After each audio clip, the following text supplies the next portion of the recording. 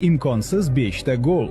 5-o'rin Mixail Lankom. Go'yoki oddiy patkattdek tuyulgan, ammo u to'pni shunday kesib yubordiki, to'p to'g'ri darvozaga kirib bordi.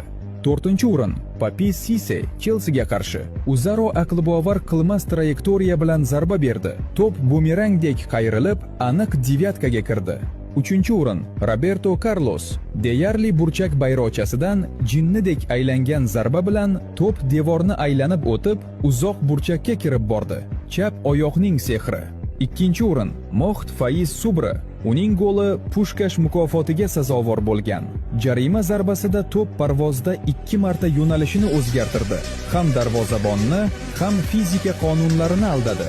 1-o'rin Zlatan Ibragimovich. Angliya darvozasiga 30 metrdan o'ziga qarshi bisiklet zarbasi.